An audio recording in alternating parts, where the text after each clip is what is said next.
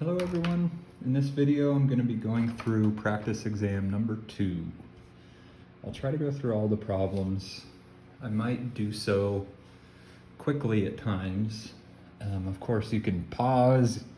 Also on YouTube you can watch things in half speed, I believe. So if you go to that gear, you can choose to watch this on half speed if you wish, or you can watch it on double speed if you wish. But just know that's a feature, sometimes helpful.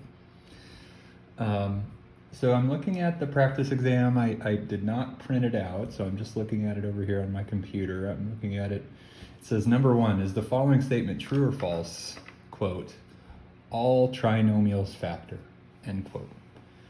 It says, parenthetically, if false, please come up with a trinomial that does not factor. If true, just say true. So going back to the statement, all trinomials factor, that is false. So I'll actually write down false. And my example, I'll just write one down. So this would be a prime trinomial, right? If you were to attempt to figure out the factorization, we'd take a times c, which would be 1, and then we're trying to add up to b, which is also 1, and this is just an impossible task. So this would be it. You may have a different one, of course, so this is just one possibility. So number 2, it says, another student comes to you and says, quote, I think x equals -2 and x equals 1/2 are solutions to the equation 0 equals -2x squared minus 3x plus 2, end quote. Is this student correct? So that's a yes or no answer. And then it says, please support your answer with proof. So for this statement to be true, we would need that both of these are solutions. What does it mean to be a solution? So if I have this equation,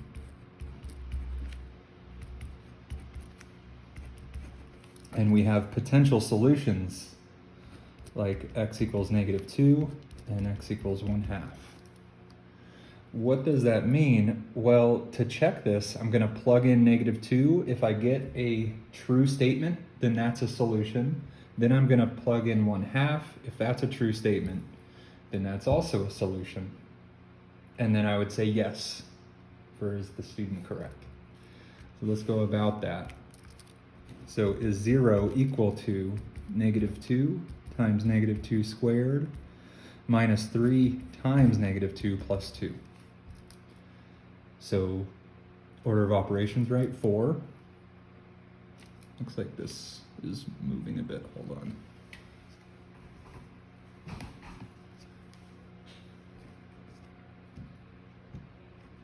Sorry.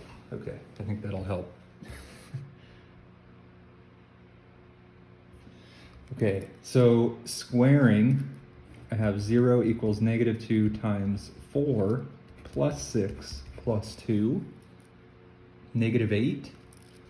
So 0 equals -8 plus 8. Yes, that's true. So this one actually works. And then I'll go ahead and check the other one. So is it true? So here's the next one. Is it true that 0 equals -2 times 1/2 squared minus 3 times 1/2 plus 2? Looking around for the calculator all of a sudden because I wanted to encourage us to use that. Here it is.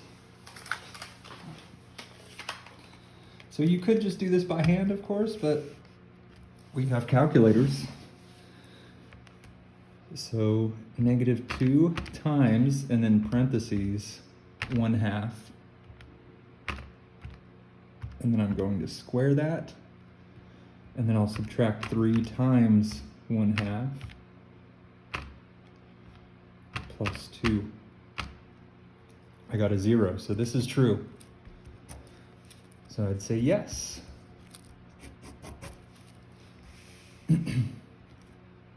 So this would be my answer to the yes or no question, and then this is all my support here. So number 3, in your own words, how does factoring help us solve certain quadratic equations? Please be specific. So kind of a vague question maybe, but so the zero product property is what I'm going for. So the zero product property says if A times B equals 0, then either A is 0 or B is 0. So this is how factoring. So that is a factor. So if we factor some quadratic and we develop something like A times B, if we set it equal to 0, then we know that at least one of those factors is 0. Right? So I'll just leave it like that. That's my explanation. Moving on to number 4.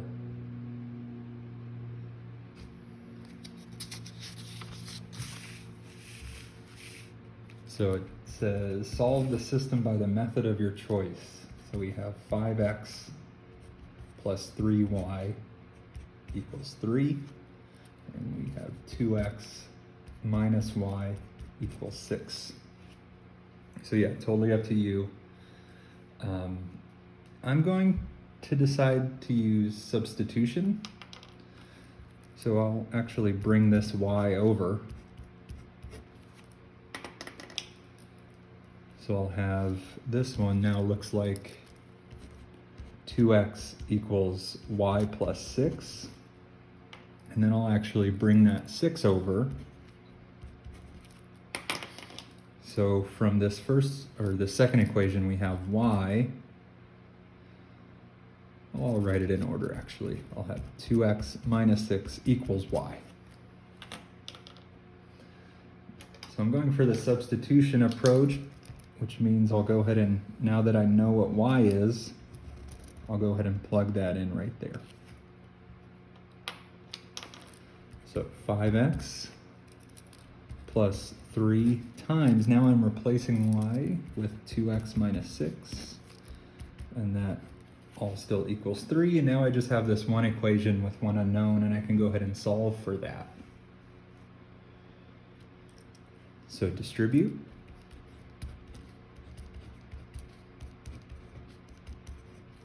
Combine like terms.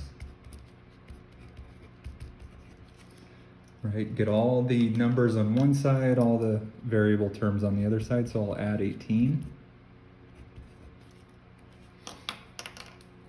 So 11x equals, looks like 21. And divide. So kind of a weird answer for x. We have x equals 21/11. Maybe we should check this answer in the end. Now that I have this, a nice thing to do is just plug it in right there, and that'll quickly give me y. All right, so I'll have 2 times 21/11 minus 6 equals y.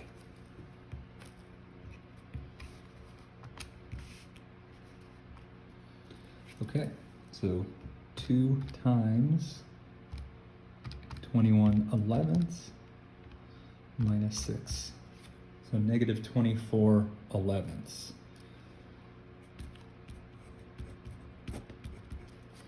Kind of a weird answer. So it's making me want to check. So what I'll do is I'll go back now and try these in the original equation.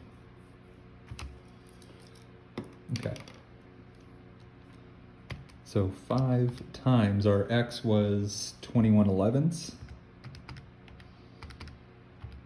plus 3 times negative 24/11ths. I'm hoping for a 3 here, and I do have a 3. And now 2 times 21/11ths minus a negative 24/11ths. Hoping for a 6. Yep. So keep in mind, you can always check your answers before you type them in or write them down. So that's number 4. Let's look at number 5. So it says in 2016 there were a total of 96 species of birds in the United States that were considered threatened or likely to become endangered, or endangered, which means likely to become extinct. The number of species considered threatened was one more than 1/4 of the number considered endangered. Part A says write a system of equations that models the number of U.S. bird species considered endangered or threatened. So I'll go ahead and let X represent the threatened amount, and then I'll let Y represent the, I guess they were endangered amount. And then from the first sentence, it says in 2016 there were a total of 96 species of birds. I would know that X plus Y would equal 96, right? I don't know exactly yet how many to place in each category, but I know the sum total is that 96. And then from that last sentence, the number of species considered threatened, so in other words, X, was one more than 1/4. So was is, here's 1/4 of the other, and then one more. So this system can now be solved for X and Y. So this would be A, and then B is just to actually solve it. So what I would do is go ahead and take this and just maybe substitute that in there. So 1/4 of Y plus 1 plus Y should equal 96. Combine like terms, 1/4 plus Y would be 5/4. Y plus 1 equals 96. Subtract 1. So we have 5/4 Y equals 95. And divide. Or multiply, right? I can multiply by 4/5. Maybe I'll just think of it that way this time. So I'm kind of running out of room to divide. So 95 times 4/5, 76. So I now know that Y equals 76. And what you could then do is go ahead and plug that in here, or you could plug it in here. Right? Either way, you'll see that X should be 20. Right? I know that they both add up to 96. So that's a quick way of figuring out X. Okay.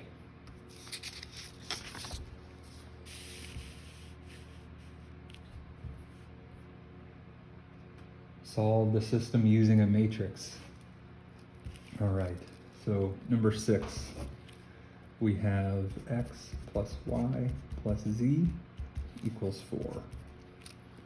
X minus 2Y minus Z equals 1. 2X minus Y minus 2Z equals -1. Okay, so the augmented matrix, if I just go ahead and write it down, would be 1, 1, 1, and 4, right? That's that first equation. in matrix form. 1, -2, -1, 1. 2, -1, -2, -1. So I actually already have my 1 where I want it here, and now I'll make the zeros below it. So one way of doing that is to take negative row 1 plus row 2 equals new row 2. Right, so for that, I would, if I just kind of scratch work notate, I'd have -1, -1, -1, and -4. And then those numbers in pink are actually the ones I'm going to add down to row 2. So row 1 is unchanged. So now adding down -1 to 1, 0, -3, -2, and -3. Right? Hopefully you can see I was just adding down those numbers to row 2, and I'll just write down row 3. Be careful, right? Any little mistake will mess all of this up. Okay, so now I want my 0 here, right? I'm trying to complete the first column, and then I'll move to the second column. So a way of getting a 0 here is again using this 1. So I'll go -2 row 1 plus row 3 equals new row 3.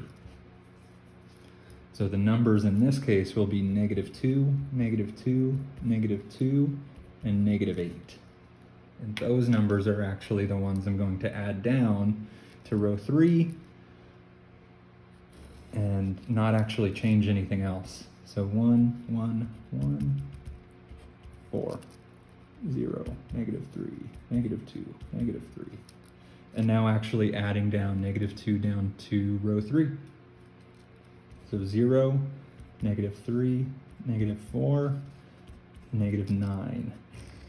So now column 1 is done.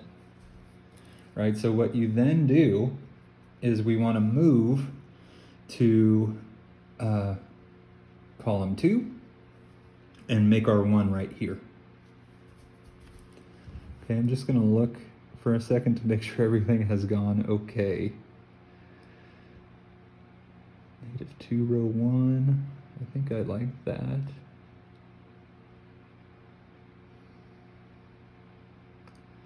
Okay, so let's go ahead and attempt to make this a 1. It looks like there's not a great way of doing that. I'm gonna just actually multiply -1/3 row 2. It looks like that'll introduce fractions, but I'm not seeing another way. So let's see if that's okay. So 1, 1, 1, 4. 0, right? I'm taking -1/3 of row 2. That way I get my 1 where I want it. And that was just, I think, the best way. Okay, so writing everything else down. So yeah, whenever you move to a new column, you want to make the 1 in that column first. That way you can make the zeros off of it. So I need to make that a 0, I need to make this a 0. So to make this a 0, I'll go negative row 2 plus row 1 equals new row 1. So in other words, I'll have 0, -1, -2/3, and -1. These numbers are my scratch work. Those are the numbers I'm actually adding up to row 1. So 0 plus 1 is still that 1. -1 plus 1 is 0. -2/3 plus 1 is 1/3. So here's our fractions just playing out, but you know, fractions are numbers too. And I'll just write down this second row.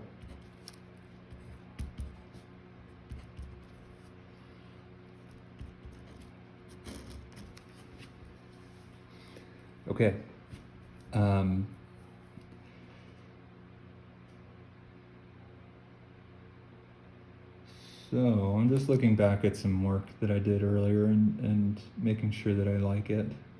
So yeah, here we are. I now need to make this a 0. So a good move would be 3 times row 2 plus row 3 equals new row 3. So in other words, maybe I'll just write them up here. So I'll have 0, right? 3 times row 2, 3, 2, right? 3 times 2/3 is 2. And then 3 times 1 is 3. So again, that was 3 times row 2. And now I'm adding these numbers down to row 3.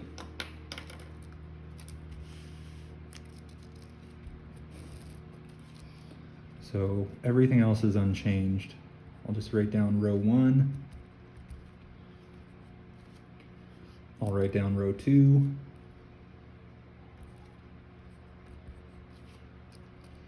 And now I'm actually adding down these numbers to row 3.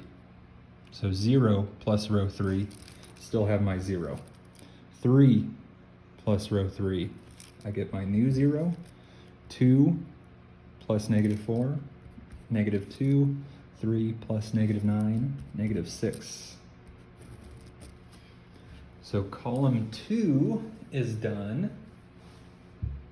And now what I want to do is move to the next column and create my 1 here. Okay, so a nice way of doing that without messing anything else up would be -1/2 row 3. So 1, 0, 1/3. Right, everything else is still the way it was. And now I'm actually taking -1/2 times row 3. We don't change our zeros because -1/2 of 0 is still 0. -1/2 of -2 is that +1 that we want. -1/2 of -6 is +3. So now that I have my 1, I want to create these zeros above it. So I have a 2/3, and in place of 2/3, I want a 0. So I'll have a -2/3 row 3 plus row 2 equals new row 2. And if you want to get fancy, you can. So maybe I'll do 2 steps in 1. Maybe I'll write these down here. So 0, 0. This will be my -2/3. Then -2/3 times 3 would be -2. Those will be the numbers I actually add up to row 2. And then I also want my 0 here, so I can go -1/3 row 3 plus row 1 equals new row 1. So maybe I'll write those numbers in blue up here. So -1/3 times 0 is 0. -1/3 times 0, still 0. -1/3 times 1 is -1/3. -1/3 times 3 is -1.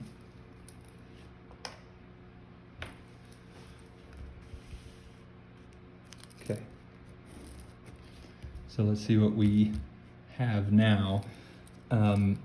So row 3 is not going to change. So 0, 0, 1. It looks like our answer for Z is 3. Okay, so I'll just write it down. And then these numbers in pink were the ones that were altering row 2. So I'll add these to row 2. So 0 plus 0, 0. 0 plus 1, 1. -2/3 plus 2/3, 0. -2 plus 1, -1. Right, then these blue numbers up here are actually the ones that are altering row 1. So I'd have 0 plus 1 is 1. 0 plus 0, 0. -1/3 plus 1/3, 0. -1 plus 3, 2. So from this, it is suggested that x is 2, y is -1, and z is 3. So let's go ahead and check. So what I'm going to do is come back to the original and plug this stuff in. So I have 2, -1, and 3. So 2 plus -1 plus 3. This should be 4. So that first one's good. Now plug into the second one. So 2 minus 2 times -1 minus 3. This should be a 1. And then finally 2 times 2 minus -1 minus 2 times 3. This should be a -1. What a relief. So you can leave it like this perhaps. Just be sure you're writing it however it is being asked for. You could also write it as this ordered triple. 2, -1, 3. Just make sure you get the order right. All right, x, y, z. All right. So moving on to number 7.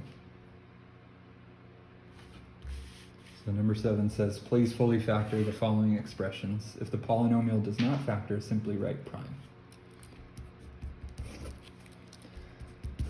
So I have x squared minus 7x plus 10. So here's a trinomial. It may factor, it may not. Our method has been to take a times c, right? Assuming there's no GCF, which there is none. And then we factor a times c, looking for factors that add up to, in this case, -7, right? Whatever that b coefficient is. So if this puzzle is solvable, which this one is, then that means this thing factors. If this puzzle is not solvable, then you may have a prime polynomial.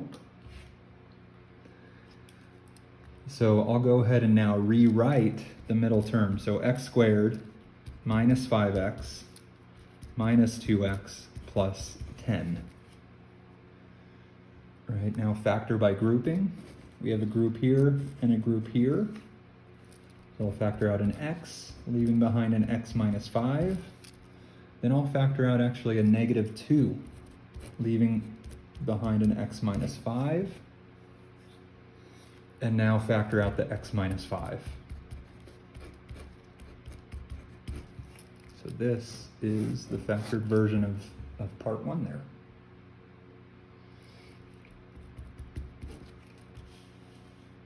Part 2 is also a trinomial. We have x squared minus 5x plus 4. So again, I'm kind of thinking, oh, if there's anything in common, I'm going to factor it out first. So I don't see anything, so I'm going to go to a times c, which in this case is 4. And now I'm wondering, are there numbers that multiply to +4 and add up to -5? So -1 and -4 do this. So x squared minus 5x plus 4.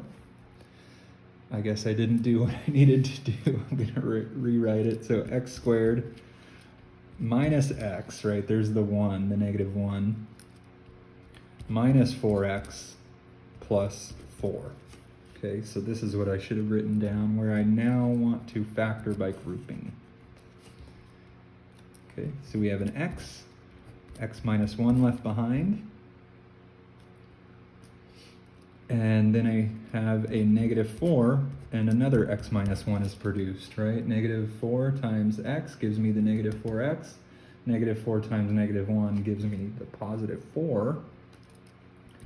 And factor out this commonality, right? X minus 1, leaving behind x minus 4, right? This stuff.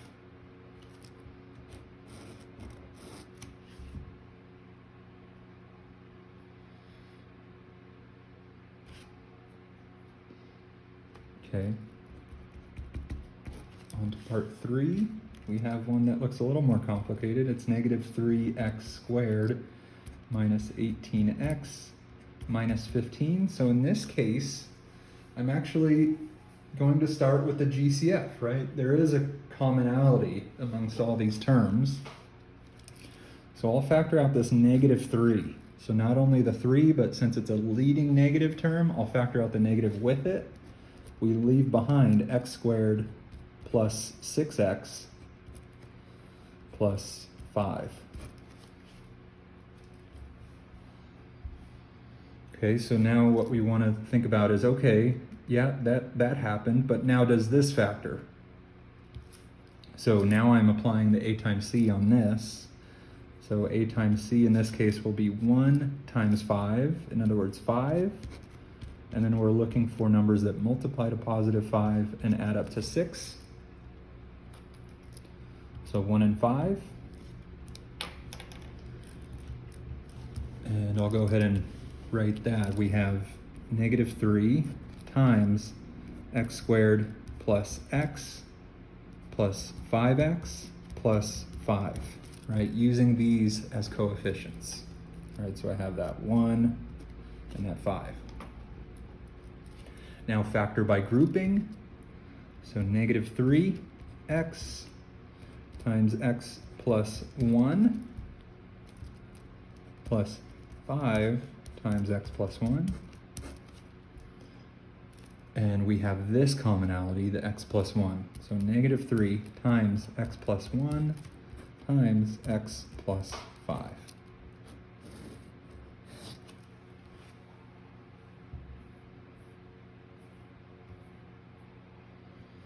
Okay, on to part 4.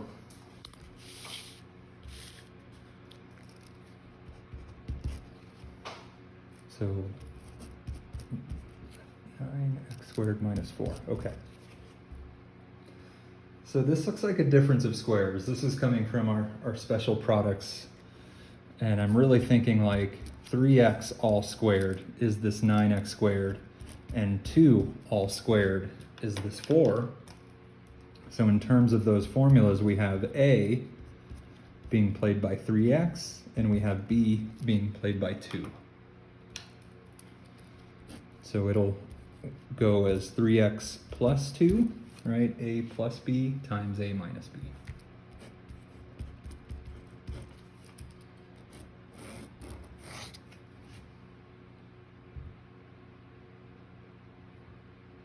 Okay, part 5.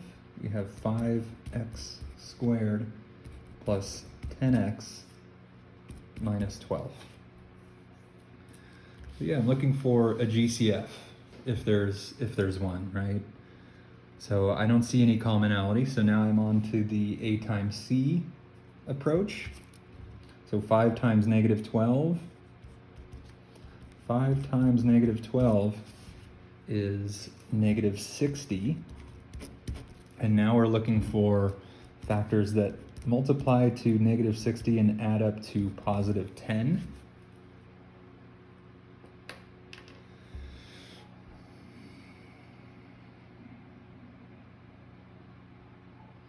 So I'm thinking we have a lot of options, right? So there's 4 times 15. That would give us a 60. But not the 10. So let's see, maybe we have 10 times 6, but that doesn't do it either. 20 times 3, that doesn't do it. There's so many options. 5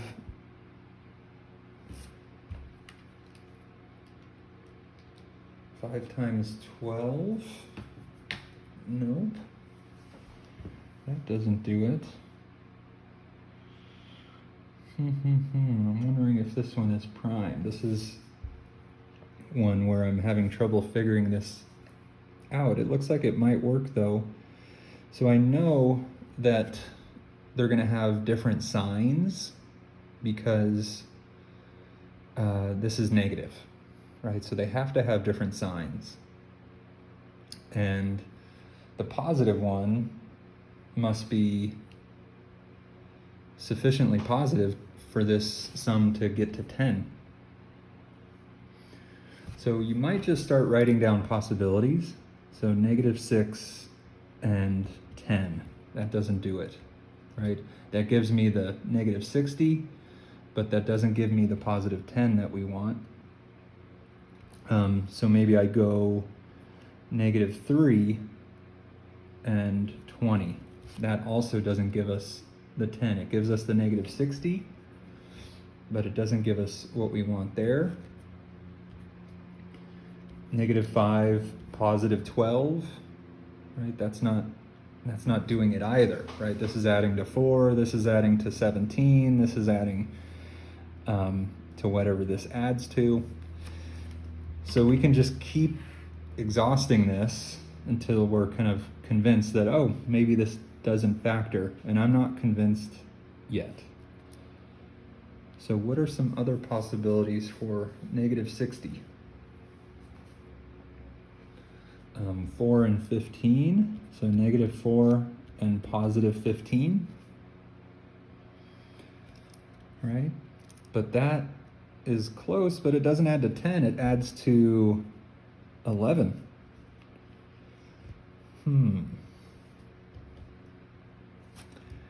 Okay, what are some other factors of 60 that I haven't thought of? 30, there's -2 and 30, that would add to 28. Are there any others closer together? So 6 and 10. It seems like this one's prime to me, you guys. I just don't, it's hard to get a great feeling when they're prime because you're not totally sure that you've exhausted everything. So 60.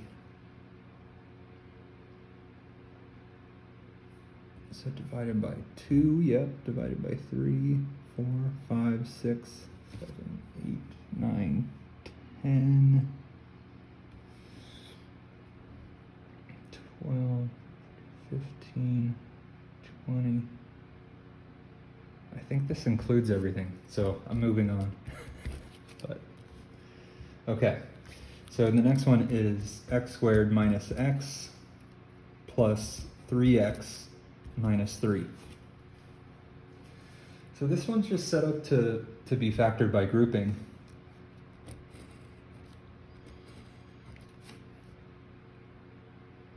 So x minus 1, then plus 3, x minus 1, factor out x minus 1.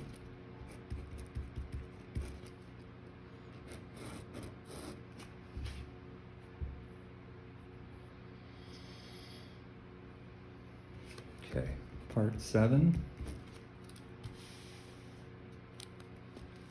It looks like we have 5x squared minus 20x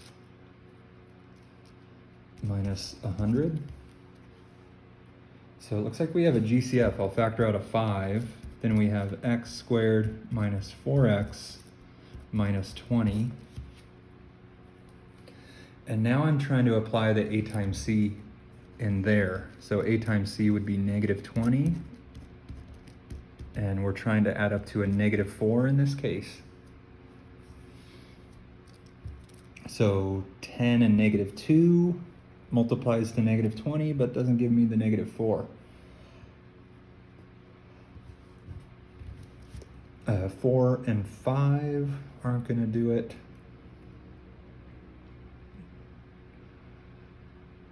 So I guess that's it. So this trinomial, I don't believe is factoring, but it doesn't mean that this thing is prime, right? Because it did factor as this. So even though the a times c method is failing, right, for this piece, a factorization did occur, so it is not prime. But yeah, again, I'm kind of like, oh shoot, I wonder if this actually does factor, but I don't believe it does. Right? We'd have -5 and 4, that doesn't work. -4 and 5, that doesn't work. -2 and 10, that doesn't work. -10 and 2, that doesn't work. And I don't think there are any other factors of 20. So let's move on. Part 8.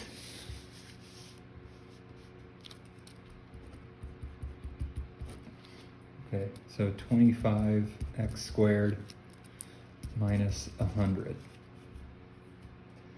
Again, it looks like a difference of squares, but even before I do a difference of squares, it looks like a 25 can be factored out, right? So 25, leaving behind x squared minus 4. Then go ahead and apply the difference of squares within that. So 25, this is the same as x all squared, and then 2 all squared. So that's what I mean by a difference of squares. So in this case, we have a acting like x and b acting like 2. So I'd have 25 times a plus b, so x plus 2, times a minus b, x minus 2.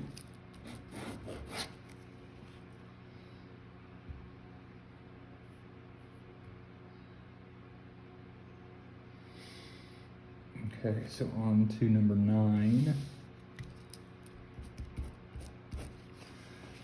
So it says 2x squared minus 4x plus 3x minus 6.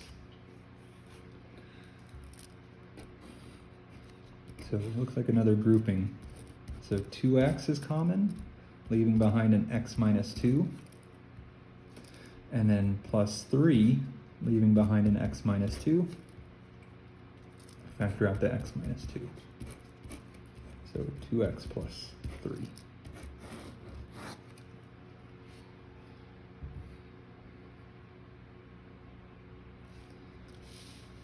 Number 10 is definitely prime.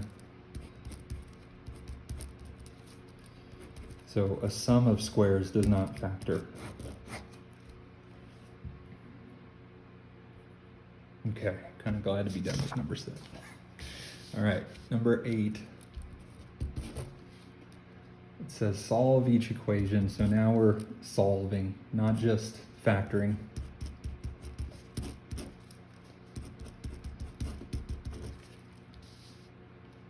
So the zero product property, as I was mentioning earlier, says if you have two factors set equal to 0, then at least one of those factors is 0. So I can just go ahead and say this or this needs to happen. So solutions come from those cases. So I'll add 7, subtract 1. So I have 3x equals 7, or x equals -1 is going to be a solution, and then divide by 3. So we would have also x equals 7/3 as a solution.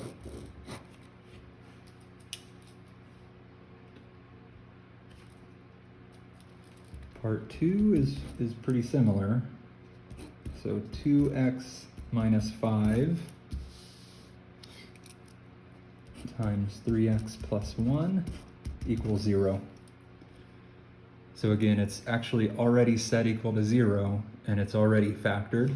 So I can just quickly say 2x minus 5 needs to be 0, or 3x plus 1 needs to be 0. So add 5, subtract 1, subtract 1. So 2x equals 5, or 3x equals -1, and divide.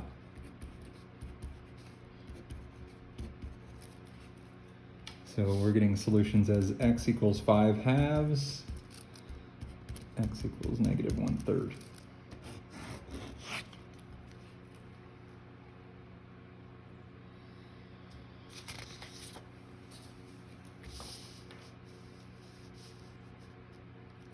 So part 3. Part 3, we have x squared plus 2x minus 15 equals 20.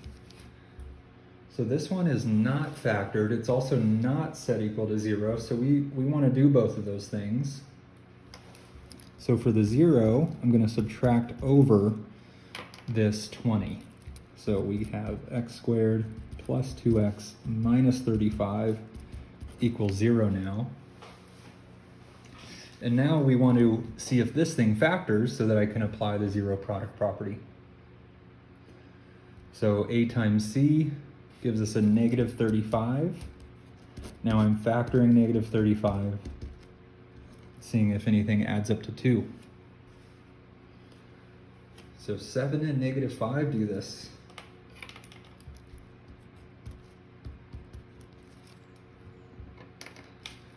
So I'll go ahead and split up that middle term now. We have x squared plus 7x minus 5x minus 35 equals 0.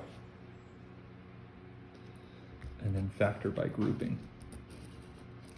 So x plus 7, negative 5, x plus 7.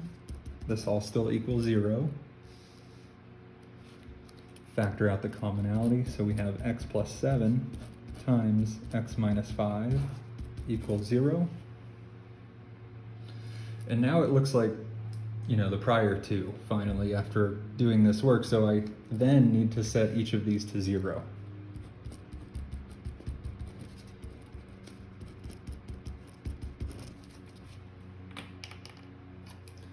So subtract 7, add 5. So x equals negative 7, x equals 5. So you should be able to check these, right? I'll check one of them. Let's just try 5. But they both should be true. So going back to the original, it should be true that 5 squared plus 2 times 5 minus 15 is 20, and it is.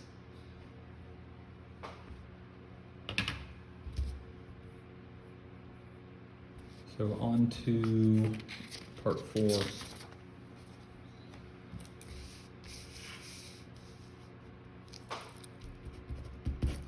So it says 3x squared plus 5x minus 2 equals 10. So again, we want our 0. So I'll start there by subtracting this 10. So 3x squared plus 5x minus 12 equals 0.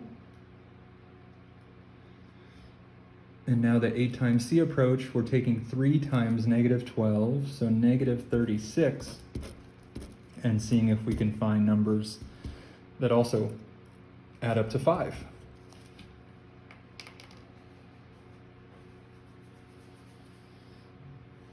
Okay, so let's see. Negative 4 and 9. So what I'll do is I'll split up that middle term.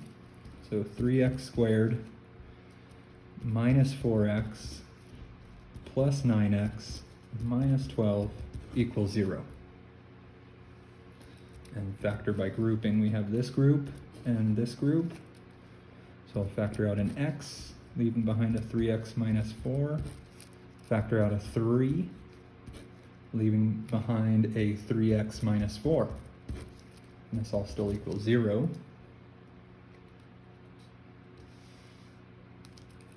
So factor out 3x minus 4, leaving behind x plus 3. This all equals 0.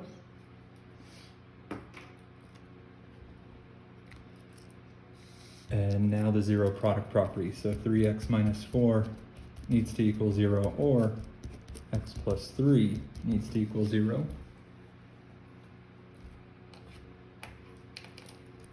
So plus 4, minus 3, minus 3.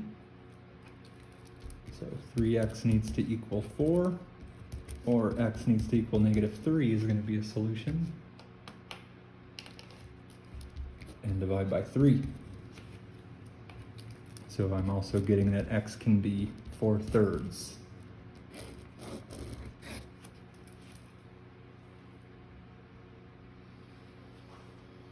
All right, so on to number 9.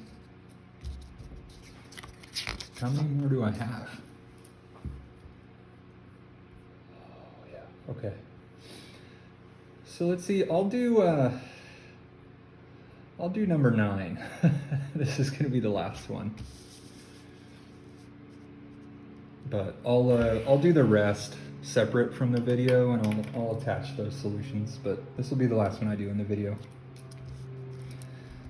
So number 9 says a pumpkin is launched from a very powerful cannon. The pumpkin's path is modeled by this quadratic equation. I'll write that down.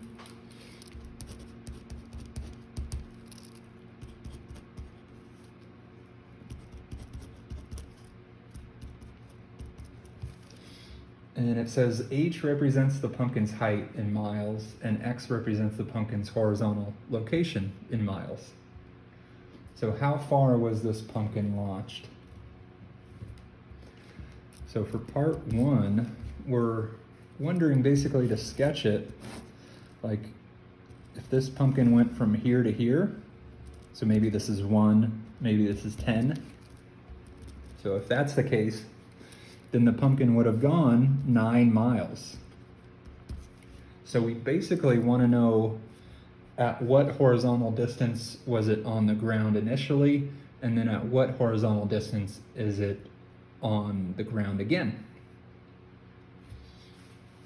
So in regard to part 1, we're basically wondering when the height is 0. So I'll have 0 equals negative x squared plus 16x minus 55.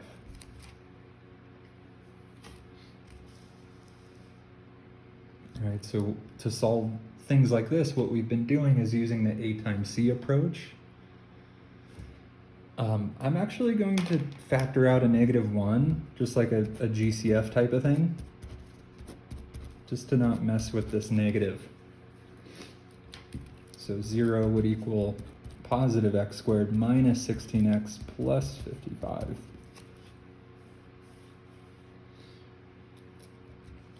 So A times C, taking 1 times 55 gives me 55. And then we're looking for numbers that add up to -16 in this case. So -11 and -5 do this. And now splitting up that middle term, we have 0 equals x squared minus 11x minus 5x plus 55. Right, so factor by grouping. So 0 would equal x times x minus 11.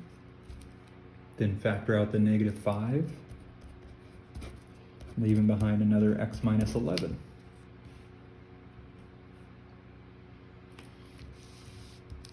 So 0 would equal x minus 11 times x minus 5. 0 product property says either or of these needs to be 0. So 0 equals x minus 11 or 0 equals x minus 5. Add 11. Add 5.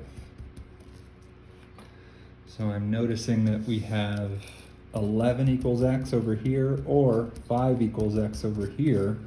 So really the picture was this thing got launched from 5 and then went some height and then landed over here at 11. The question on the page is how far was this pumpkin launched? So I would need to go 11 minus 5, which is 6 miles. This is part 1.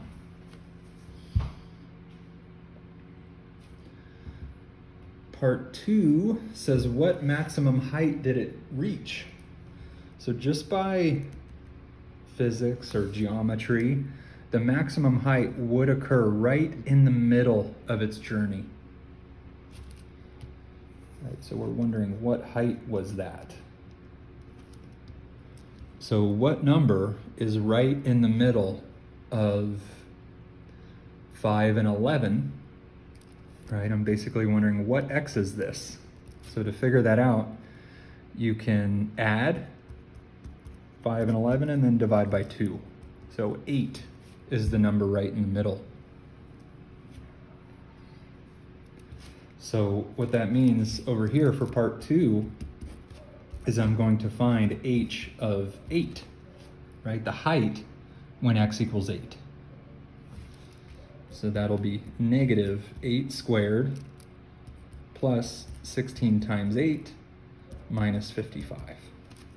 Right, I'm going back to this. Right, this thing tells me a height if I know a horizontal location x, and this is our horizontal location x, right, 8.